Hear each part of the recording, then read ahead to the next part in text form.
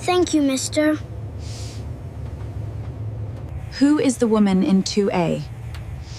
Miss Marsh, Sir Fay. An honor to have her aboard. The crew wanted to say way. It's an honor, Miss Marsh. That's very kind. Warm milk for the little ones, Miss Marsh. Thank you, Grace. We're almost home, my loves.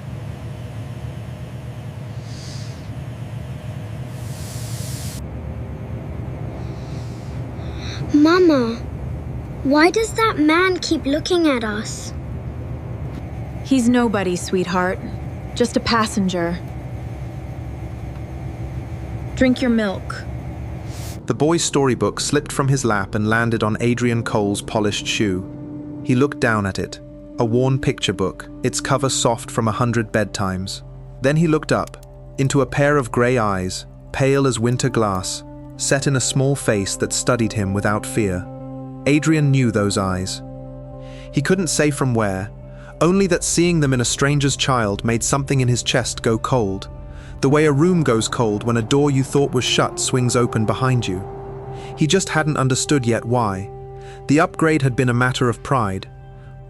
Adrian Cole did not fly in economy. He had told the gate agent this, in the clipped, certain voice of a man who believed the world owed him a better seat, and the agent, tired, polite, had found him one. Last minute, first class.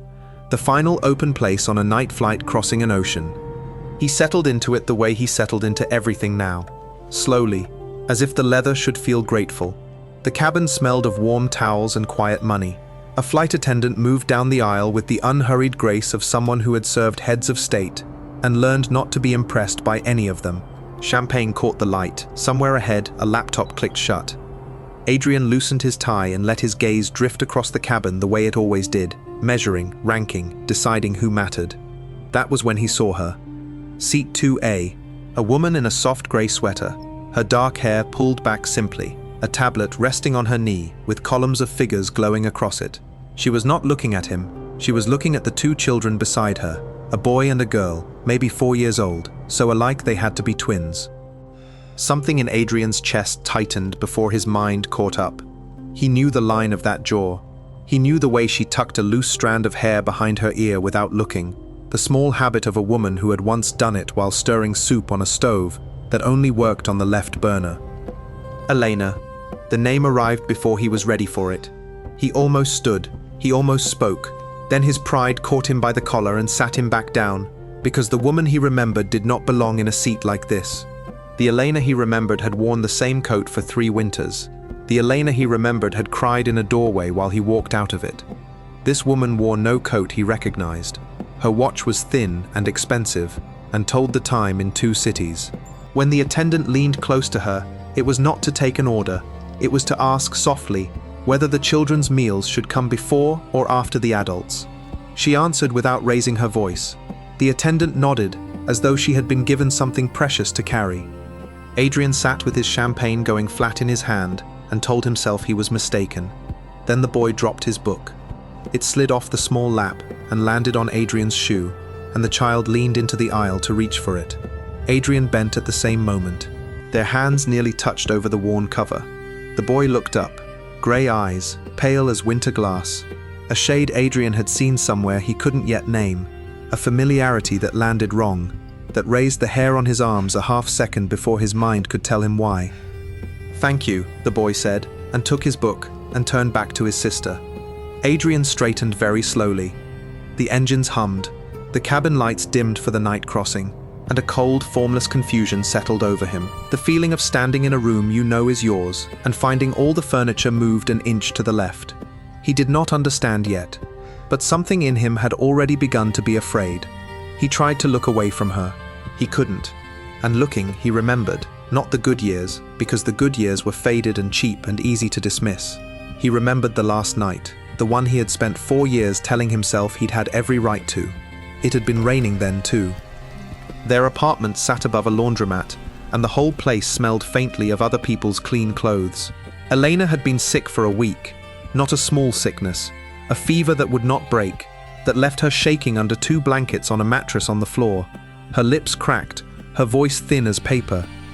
He had come home that night in a good coat, a new one, bought with money that wasn't quite his yet, from a job handed to him by a man whose daughter had begun to look at Adrian like he was a door out of an ordinary life.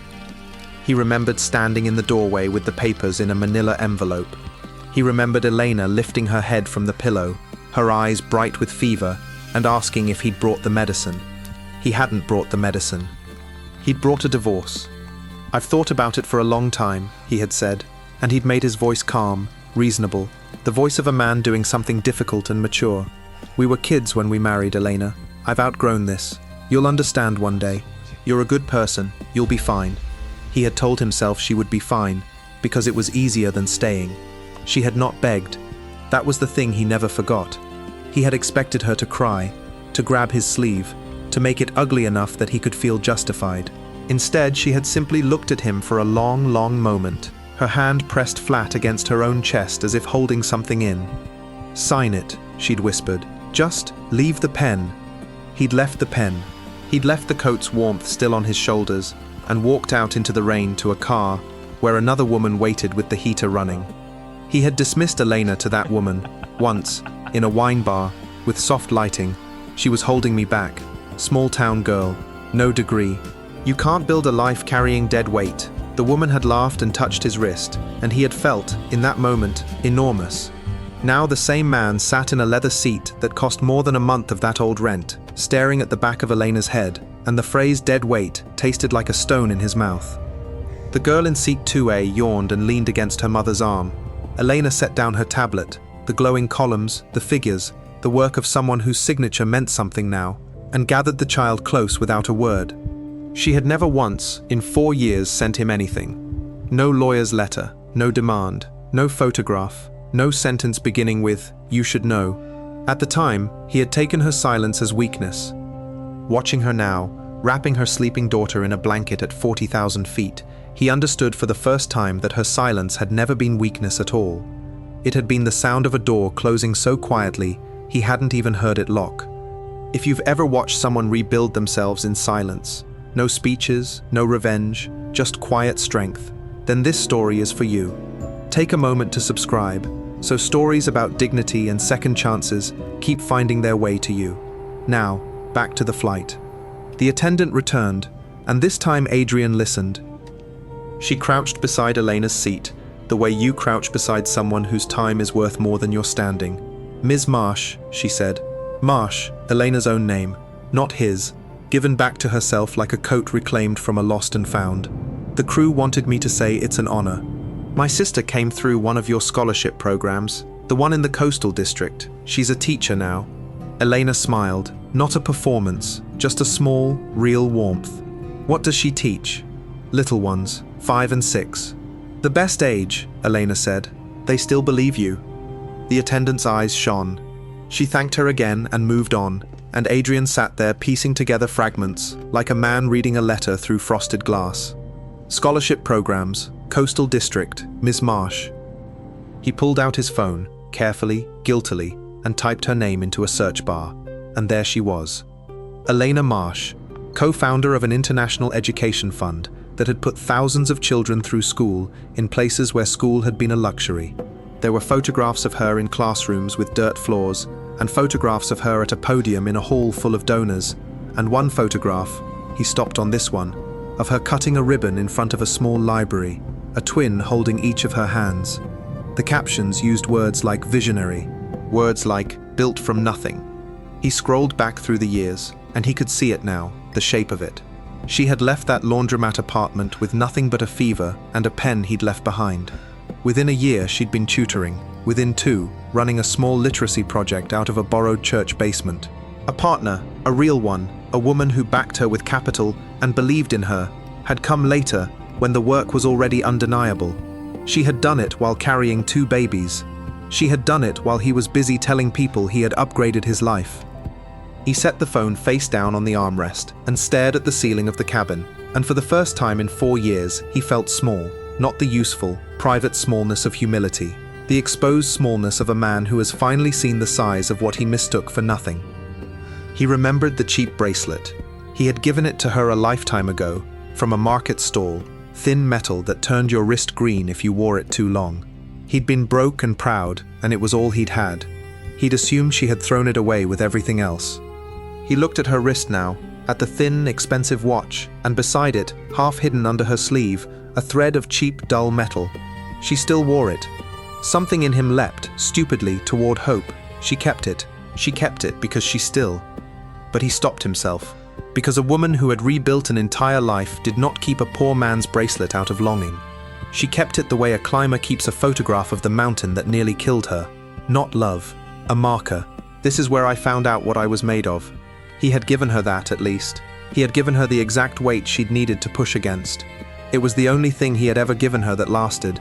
The children woke somewhere over the dark middle of the ocean. The girl first, then the boy, both of them blinking and small in the low blue cabin light. Elena murmured to them, and the attendant brought warm milk in 2 little cups, and Adrian, who had told himself for an hour that he would not look, could not stop looking. Because it wasn't only the eyes, though the eyes were the thing that would not let him go. That pale winter grey, the same shade his own father had carried, the same shade that stared back at him every morning while he shaved, the one that skipped no generation in his family, the one he had refused, for a full hour, to let himself count. It was the boy's frown, too, the exact crease between the brows that Adrian wore when he was thinking hard. It was the way the girl held her cup with both hands and studied the world over its rim, patient, watchful. His own mother, gone 6 years now, had held her tea exactly that way. He did the arithmetic he had been refusing to do. 4 years since the doorway. 4 years since the pen. And these children were... He looked again, and his stomach dropped. 3, maybe 4 years old. She was sick that night. The thought arrived whole and terrible. She had run a fever for a week. She had asked him for medicine. She had pressed her hand flat against her chest as if holding something in. She hadn't been holding in grief. She had been holding in a secret she already knew, and had decided, in that instant, he did not deserve. Adrian's hands had gone cold. He gripped the armrests. The cabin, all that quiet money and warm light, tilted around him. He had 2 children.